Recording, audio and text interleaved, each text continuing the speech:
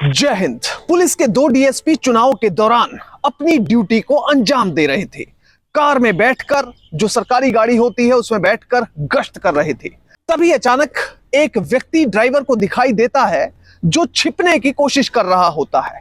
जब पास जाकर देखते हैं तो पता चलता है कि वो एक भिखारी होता है और उस भिखारी के बारे में जो सच पता चलता है उसे सुनकर सभी के पैरों तले जमीन निकल जाती है। दरअसल वो कोई भिखारी नहीं बल्कि पुलिस का एक इंस्पेक्टर होता है। इंस्पेक्टर किन हालातों में भिखारी बन गया, ये बड़ी अजीबोगरीब, हिला देने वाली कहानी है। इस केस के बारे में बात करेंगे, पर सबसे पहले आपसे अपील कि आप लाखों की संख्या में हमारे वीडियोस को देख रहे हैं पर चैनल सब्सक्राइब नहीं कर रहे। अगर आप इस वीडियो को देख रहे हैं तो फौरन चैनल को सब्सक्राइब कीजिए, बेल नोटिफिकेशन ऑन कीजिए, वीडियो को ज्यादा से ज्यादा शेयर करें और साथ में अपना कमेंट करना ना भूलें। इस पूरे केस की सच्चाई जानने के लिए वीडियो को बिल्कुल आखिर तक देखें, बिल्कुल भी स्किप ना करें। अब ये पूरा केस समझने के लिए आपको चलना पड़ेगा मध्य प्रदेश में, जहां पर 10 नवंबर साल 2020 में चुनाव चल रहे थे। कुछ सीटों पर बाय इलेक्शन घोषित हुआ था, उपचुनाव हो चुके थे। अब उपचुनाव के कुछ दिनों बाद मतगणना होनी थी, यानी कि 10 नवंबर को अब मतगणना वाला दिन था। ग्वालियर की सीट पर मतगणना में प्रॉब्लम आ रही थी, एक टेक्निकल फॉल्ट आ रहा था। हालांकि जो इलेक्शन का रिजल्ट है वो सुबह 10, 11, 12 बजे और 2 बजे तक तो बिल्कुल क्लियर हो जाता है, पर रात के 12 बज चुके थे, अभी तक ग्वालियर के कुछ बूथ्स पर रिजल्ट क्लियर नहीं हुआ था, जिसे लेकर लगातार असमंजस की स्थिति बनी हुई थी। इसी क्रम में पुलिस अपनी ड्यूटी लगातार दे रही थी क्योंकि इलेक्शन अभी तक पूरा नहीं हुआ था। और साथ में डीएसपी रत्नेश कुमार तोमर और उनके साथ डीएसपी विजय सिंह भदौरिया अपनी ड्यूटी पर सरकारी गाड़ी पर निकले हुए थे। सुरक्षा प्रबंधों का लगातार जायजा लिया जा रहा था। पुलिस की पूरी टीम उनके साथ तैनात थी और 1:30 बजे ये दोनों डीएसपी अपनी पूरी सुरक्षा पलटन के साथ शहर के चप्पे चप्पे को छान रहे थे। गाड़ी धीरे धीरे चल रही थी। तभी अचानक से ड्राइवर को दिखाई देता है कि एक व्यक्ति गाड़ी के सामने आया, जो लाइट होती है उसके सामने आया, पर अचानक से जैसे ही सामने आया वो उसे देखकर छिप गया। अब पुलिस को, पूरे स्टाफ को शक होता है। ड्राइवर बताता है डीएसपी साहब को, डीएसपी साहब कहते हैं वही फौरन आप जाकर देखो। एक कांस्टेबल की ड्यूटी लगाई जाती है, गाड़ी रुकती है, वो गाड़ी से नीचे उतरता है और जाकर देखता है कि आखिर ये व्यक्ति कौन है। अब जब वो देखता है तो उसके सामने एक भिखारी खड़ा होता है और भिखारी को देखकर वो समझ जाता है कि ये कोई भीख मांगने वाला व्यक्ति है और देखने में वो ऐसा भी लग रहा था कि उसका मानसिक संतुलन गड़बड़ाया हुआ है।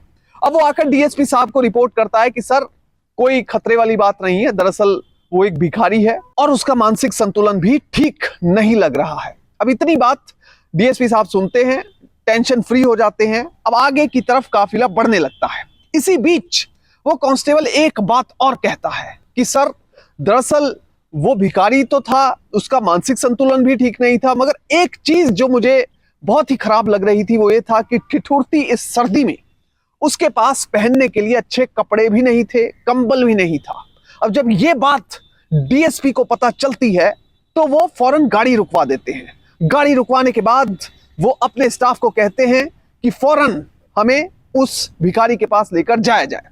अब जब गाड़ी से उतरकर डीएसपी रत्नेश और उनके साथ डीएसपी विजय सिंह भदौरिया सीधा इस भिखारी के पास पहुंचते हैं तो उसकी हालत देखकर उन्हें तरस आ जाता है।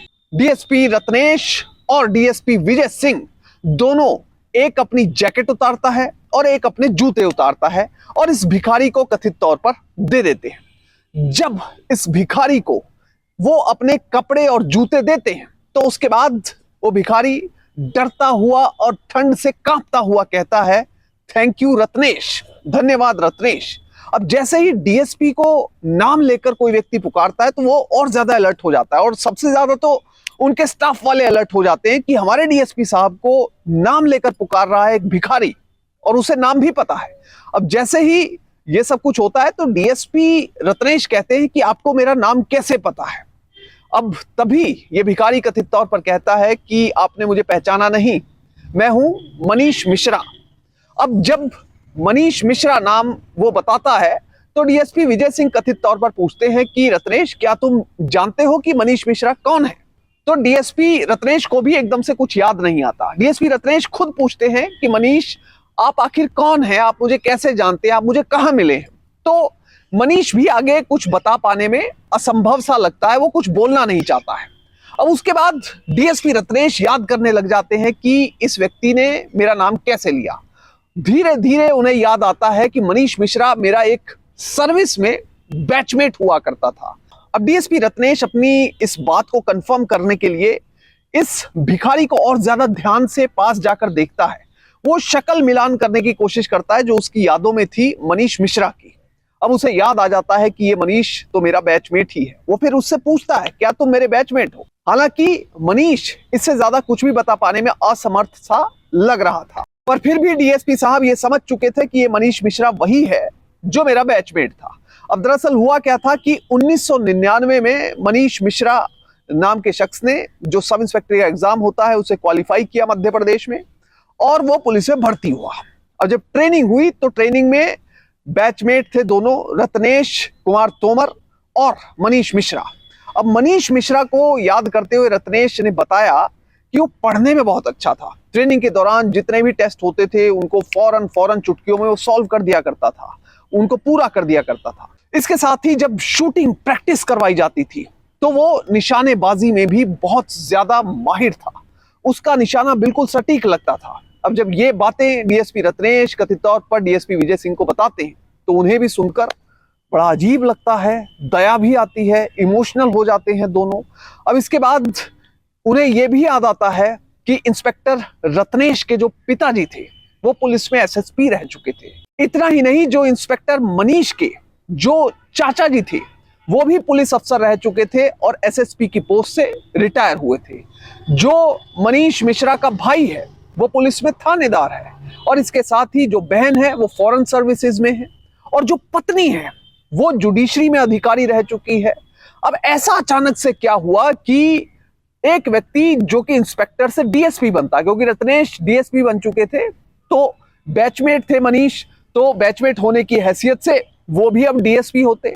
डीएसपी बनने के बजाय इंस्पेक्टर मनीष सड़क पर भिखारी की स्थिति में कैसे पहुंच गए, अब ये खुद डीएसपी रत्नेश भी जानना चाहते थे, उनके दोस्त डीएसपी विजय सिंह भी जानना चाहते थे। अब ये सब जानने के लिए और इंस्पेक्टर मनीष की मदद करने के लिए दोनों ने कहा कि आप हमारी गाड़ी में बैठ जाओ, हमारे साथ चलो, हम आपकी मदद भी करेंगे, आपको अच्छी जगह भी पहुंचाएंगे। और जब डीएसपी रत्नेश ये सब कहते हैं तो ये भिखारी इंस्पेक्टर मनीष ये बात मानने से इनकार कर देता है।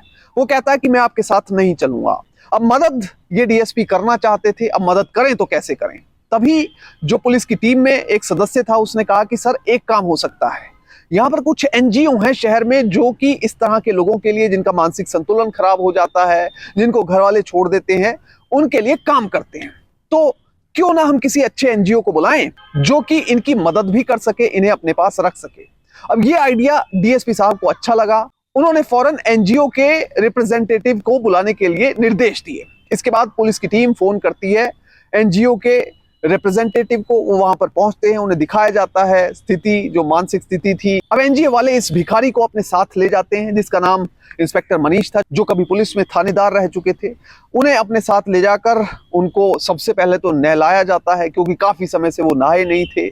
शरीर जो मुंह था उसे पहचाना नहीं जा रहा था क्योंकि मुंह पर मैल चढ़ी हुई थी बहुत ज्यादा। इसके साथ ही उनकी शेव की गई क्योंकि दाढ़ी बहुत ज्यादा बढ़ी हुई थी, बाल काटे गए। तब कहीं जाकर इंस्पेक्टर मनीष का चेहरा निकलकर सामने आया। अब डीएसपी रत्नेश उन्हें पूरी तरह से पहचान चुके थे। इसके बाद डीएसपी रत्नेश ने इंस्पेक्टर मनीष से जुड़े हुए किस्से इमोशनल होकर सभी के साथ साझा किए। और इसके साथ ही डीएसपी रत्नेश के जितने भी बैचमेट्स थे, जिनका मनीष मिश्रा भी बैचमेट रह चुका था, जिसको पता चला वो मनीष मिश्रा का हालचाल जानने उनके पास जरूर आया। अगर इंस्पेक्टर मनीष की बैकग्राउंड की बात करें कि आखिर वो इस स्थिति में कैसे पहुंचे, वो बहुत ही इमोशनल और दयनीय स्टोरी है। दरअसल 1999 में वो पुलिस में भर्ती हुए एज ए सब इंस्पेक्टर। 2005 तक वो थानेदार रहे अलग अलग थानों में, और जो लास्ट पोस्टिंग रही वो रही मध्य प्रदेश के दतिया में एज ए थानेदार। अब 2005 में एक दिन क्या होता है, अचानक से उनको जो दिमागी संतुलन है वो धीरे धीरे खराब होने लगता है। उनके परिवार वाले भी इस चीज को नोटिस करने लगते हैं। शुरुआत में वो छुट्टी पर चले जाते हैं और तकरीबन 5 साल का समय ऐसे ही बीतता चला जाता है और दिमागी संतुलन ठीक होने के बजाय खराब होता चला जाता है। अब इस बीच होता यह है कि इंस्पेक्टर मनीष की जो पत्नी होती है वो कोर्ट में तलाक की अर्जी लगाती है। कई चीजों को ग्राउंड बनाया जाता है। अब जब तलाक की अर्जी लग जाती है, एक तरफ इंस्पेक्टर मनीष का दिमागी संतुलन खराब हो चुका था, अब परिवार वाले भी बेबस थे। बहन अपनी सर्विस में बिजी थी, भाई अपनी सर्विस में बिजी था और पत्नी ने लगभग साथ छोड़ दिया था। अब इसके बाद अचानक एक दिन इंस्पेक्टर मनीष घर से भाग जाते हैं। दिमागी संतुलन खराब होता है, खाने के लिए पैसे नहीं होते क्योंकि मदद करने वाला कोई नहीं था, नौकरी पहले ही जा चुकी थी। तो कुल मिलाकर वो धीरे धीरे अब सड़क पर बेबस हो जाते हैं और भीख मांगने लगते हैं। अब उनका किसी को पता नहीं था कि ये पुलिस की नौकरी छोड़कर आए हैं और एक इंस्पेक्टर की नौकरी छोड़कर आए हैं। वो सड़क पर भीख मांगते हैं। अगर किसी को तरस आता तो वो उन्हें खाने के लिए दे देता या कुछ पैसे दे दिया करता था। और ऐसे ही करते करते तकरीबन 10 से 15 साल का समय गुजर चुका था, जब साल 2020 में उनके बैचमेट डीएसपी रत्नेश कुमार तोमर उन्हें मिले। हालांकि साल 2021 के बाद से इंस्पेक्टर मनीष का कोई अता पता नहीं है। अगर आपको उनके बारे में कुछ पता हो तो कमेंट सेक्शन में जानकारी जरूर साझा करें। अब इस पूरे मामले से हमें सीख क्या मिलती है? हमें सीख ये मिलती है कि आप कभी भी सरकारी या प्राइवेट नौकरी में हो, दबाव हो सकता है, प्रेशर हो सकता है, पर कभी भी उस दबाव को स्ट्रेस के तौर पर अपने ऊपर मत लें। हो सकता है कि इंस्पेक्टर मनीष किसी ना किसी दबाव में हो, किसी स्ट्रेस में हो, जिस वजह से उनका मानसिक संतुलन खराब हो गया हो। इसलिए हमेशा खुश रहें, पॉजिटिव रहें और सकारात्मक सोच के साथ अपनी नौकरी को अंजाम दें। और इसके साथ ही हमेशा इंस्पेक्टर मनीष जैसे लोगों की मदद के लिए तत्पर रहें। जय हिंद।